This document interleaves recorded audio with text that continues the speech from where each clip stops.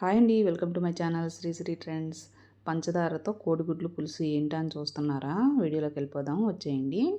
ఇదిగోండి, కొంచెం నూనె పోసుకొని కాగినాక ఉల్లిపాయలు వేసుకొని కొంచెం 1 స్పూన్ ఉప్పు వేసుకొని ఇట్లా వేపుకోవాలండి. చక్కగా గోల్డెన్ బ్రౌన్లోకి వచ్చేవరకు నీట్గా ఇట్లా వేపేసుకోవాలి. 1/2 స్పూను పసుపు వేసుకున్నాను. ఈ కోడిగుడ్లు పులుసు చాలా సింపుల్గా ఉంటుందండి.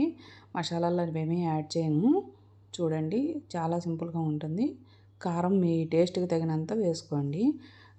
ఎండాకాలం కదండి, మసాలాలు అవన్నీ వేసుకునే కన్నా చాలా సింపుల్ అండ్ టేస్ట్గా ఇలా చేసుకుంటే చాలా బాగుంటుంది అన్నమాట. ఉప్పు ఇట్లా ఇందాక 1 స్పూన్ వేసాను కదా, ఇప్పుడు కూడా 1 స్పూన్ చింతపండు రసం తీసి పక్కన పెట్టుకున్నాను. అది కూడా నీట్గా ఇట్లా యాడ్ చేసేసుకోవాలి. చూసారా ఎంత మంచి కలర్ఫుల్గా వచ్చిందో. ఇప్పుడు ఎగ్స్ తీసుకుని యాడ్ చేసుకుందాము. కోడిగుడ్ల పులుసు మీరు ఒకసారి ఇలా చేసుకుని తిన్నారంటే మాత్రం అసలు పూర్తిగా వదిలిపెట్టరండి. చాలా బాగుంటుంది, చాలా టేస్ట్గా.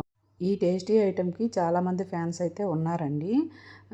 మా చుట్టాలు కానీ లేకపోతే ఫ్రెండ్స్ కానీ చాలామంది ఇష్టంగా చేపించుకొని కూడా తింటారు నాతో.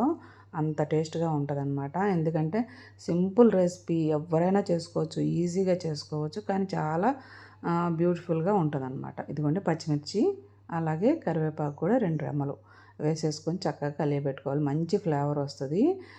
పొట్టకి హెవీగా లేకుండా చాలా సింపుల్గా ఉంటుంది. ఇదిగోండి, అసలైన ఇంగ్రీడియంట్ ఇదే, పంచదారతో కోడిగుడ్లు అన్నది. పంచదార మనం వేసుకుంటేనండి పులుసు కూరల్లో చింతపండుకున్న ఒగరతనాన్ని ఇది బ్యాలెన్స్ చేస్తుందండి. పంచదార వేసుకోవటం వలన పులుసుల్లో మంచి టేస్ట్ వస్తుంది. చాలా బాగుంటుంది అన్నమాట. అందుకనే సాంబార్లో వాటిల్లో బెల్లం గడ్డ అలా వేస్తారు. ఇట్లా కొన్ని కూరల్లో పంచదార కూడా యాడ్ చేసుకోవచ్చు అనమాట. చాలా టేస్ట్గా ఉంటుంది. నేనైతే తిని మీకు చెప్తున్నాను, ఈ రెసిపీ మీరు కంపల్సరీ ట్రై చేయండి. చాలా టేస్ట్గా ఉంటుంది. చూసారా, ఇప్పుడు అన్నీ బ్యాలెన్స్ అయిపోయినాయి, నీట్గా చక్కగా ఉడికిపోయింది. ఈ మాత్రం ఉడుకుంటే సరిపోతుందండి. చూసారా, ఇట్లా పులుసు గుజ్జుగా వచ్చింది కదా. ఇప్పుడు మనం కట్టేసుకొని సర్వ్ చేసుకోవచ్చు. చక్కగా అన్నీ బ్యాలెన్స్ అయిపోయినాయి నీట్గా. మీరు కూడా తప్పకుండా చేసుకొని ట్రై చేయండి ఈ రెసిపీని. మీ అందరికీ కూడా నచ్చిద్దని అనుకుంటున్నాను. చాలా బాగుంటుంది.